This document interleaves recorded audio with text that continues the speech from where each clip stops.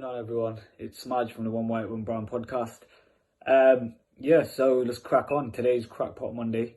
So I've got one today that I'm sure loads of you have heard about. So I'm sure everyone's heard about alien abductions. Obviously we all have an idea what alien abductions are. Just so you know, first one started in about 1950. I can't remember what caused it. I think it may have been the whole Roswell crash. There was a massive spike in claims of abduction and sightings and stuff. But if you didn't know, there's thousands a year worldwide, probably just nationally in the UK really, of people that claim that they've had sightings or visits or even abductions. A lot of the time, people that say, you know, they've been abducted or whatever, they tend to experience the same sort of thing. So they experience loss of time. They have some marks on the body, like from, I don't know, like, you know, when you used to get that jab, that 6-needle jab, it might be meningitis, I don't remember. But stuff like that, like, you know, injection holes and stuff like that. So yeah, quite often, like I said, the stories are quite similar. There is one case in particular that I wanted to tell you guys about. It was about how a pedo used this to his advantage, a pedophile.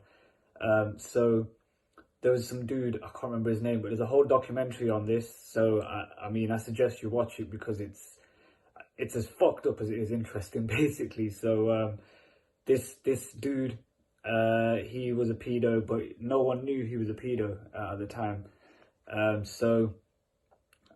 He was, you know, a pillar of the community. He went to church every Sunday, all of that. And then one day he basically drugged the girl. She's 12 years old. He drugged her. And when she woke up tied, her arms and legs were tied to like a table. And when she woke up, there was a voice that she heard, which was obviously off a tape recording, which was obviously this dude. He told her that basically he spoke as the aliens. And he basically gave her all these instructions and commands and said, if you tell anyone, then we're gonna hurt your little sister or your family or whatever.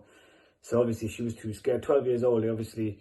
One of the things that they told her to do was they basically said that she had to basically be with this man. So the aliens commanded her that she had to go out and be with this pedophile. It's just, when you hear it, it's kind of unbelievable. So he basically drugged her, took her thousands of miles away, pretended all of this, and from 12 till 16 she didn't speak to anyone about this. She didn't speak to boys either because the aliens told her not to. I mean, it's a pretty fucked up story, but this has now led on to a lot of people believing that abductions aren't actually aliens. So a lot of the people that would previously believe it was aliens now think that a lot of the abductions are they're government testing. So what they think is, because like I said, a lot of the symptoms that people experience are the same. So what they think is the government are basically giving people hallucinogens, tripping them out, because all the people wake up miles away from home and stuff like that. So the conspiracy now is that a lot of these all of these abductions now are government abductions. So they get agents to basically roofie you, whatever. You wake up all hallucinating, tripping out. They have people dressed in suits come speak to you with voice altered, whatever you say, whatever the word is, something to change their fucking voice basically. And so I mean, it's an interesting read. Watch that documentary.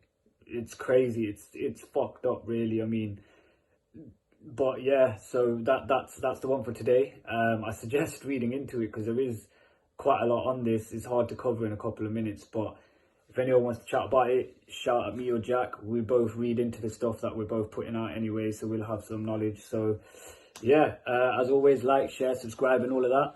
And thanks again for listening. Peace and love, everyone.